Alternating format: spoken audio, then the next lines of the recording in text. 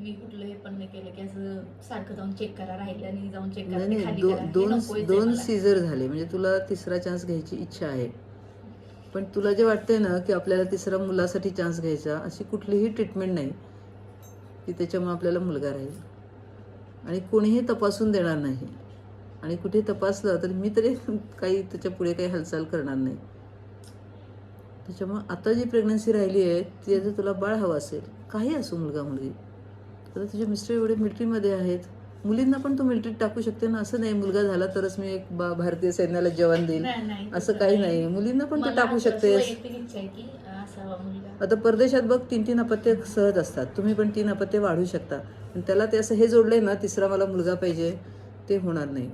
तुला असं वाटतंय की नाही नाही अबॉर्शन करणं पाप आहे, ते उत्तम आहे. अबॉर्शन करायचं नाही आपल्याला, म्हणजे हां, म्हणजे ह्याला सेक्स सिलेक्टिव्ह म्हणतात. म्हणजे मुलगी बघून अबॉर्शन करायचं नाही, हा विचार खूप चांगला आहे तुझा. पण त्या विचाराला काही प्रॅक्टिकल काही नाही. म्हणजे मुलगा राहण्यासाठी खरोखर जगाच्या पाठीत ट्रीटमेंट नाही. आणि तर कोणी ट्रीटमेंट तुम्हाला सांगितलं असेल ना, ते फ्रॉड आहे सगळं. कारण 50% मुलगा होणारच आहे ना. ज्यांना झाला नाही तुम्हाला थोडीच सांगायला येणार आहेत आम्हाला झाला नाही. 50% तर होणारच आहे. त्यामुळं आपल्याला अजून एक बाळ पाहिजे का, एवढाच विचार करतो. मुलगा मुलगी काही असो. आणि दुसरं पण शरीराला धोका आहे. मी तरी तुला काही अबॉर्शन करून देणार नाही, पण जिथं कुठं करून दिलं असेल ती जागा नक्कीच हे असणार आहे धोकादायक.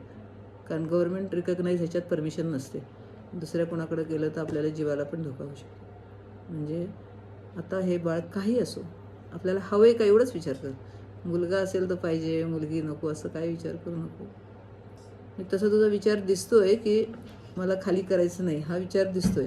पण असं मुलगा राहण्यासाठी तुझ्या मिस्टरांना पण सांग, असं खरंच जगाच्या पाठीवर उपाय नाही. मेंटॅलिटी माझ्यासारखीच आहे की असं म्हणजे खाली करायचं, जाऊन मुली चेक करायचं मुलगी आहे का, म्हणून आम्ही इतके चान्सेस नाही घेतला.